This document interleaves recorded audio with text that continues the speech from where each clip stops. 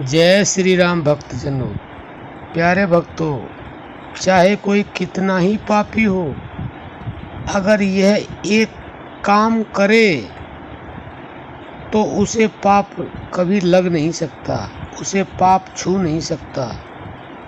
भक्तों, ऐसा कौन सा काम है कि कितना ही पापी हो और उसे पाप छू नहीं सकता, उसे पाप लग नहीं सकता, उसे पाप का फल मिल नहीं सकता। भक्तों, हाँ है।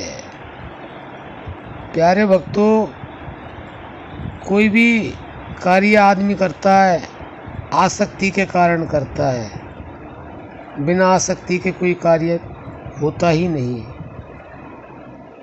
और निरासक्ति से बहुत ही कम लोग कार्य करते हैं। तो अगर आप पाप से छुटकारा पाना चाहते हो तो ये छोटा सा काम करें। आप केवल और केवल निष्काम कर्म योग करें। निष्काम कर्म क्या है? यानी कि निष्काम कर्म है आप बिना इच्छा के कार्य कर रहे हैं, आपका उसमें कोई स्वार्थ नहीं है। बिना स्वार्थ के, बिना आसक्ति के जो कार्य किया जाता है वह निष्काम कर्म होता है। और निष्काम कर्म ही श्रेष्ठ है। और आप यह भी समझ लें, इसके लिए हजारों वर्षों की तपस्या करने की आवश्यकता नहीं है। यह केवल एक क्षण में हो सकता है।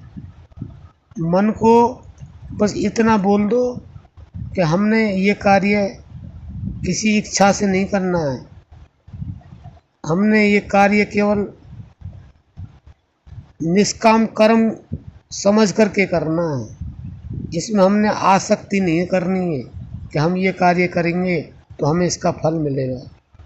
और इतना तो सभी जानते हैं कि जो मनुष्य है वह कर्म करने के लिए स्वतंत्र है, लेकिन फल के लिए स्वतंत्र नहीं है।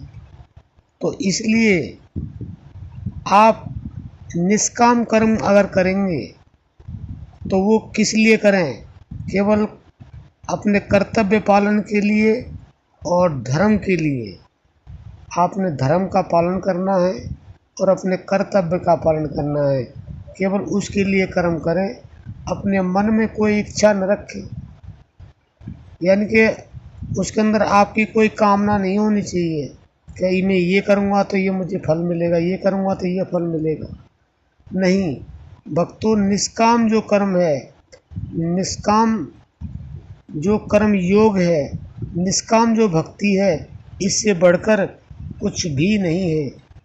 आप अगर निष्काम कर्म करेंगे तो आपको ना पुण्य छू सकता ना पाप छू सकता।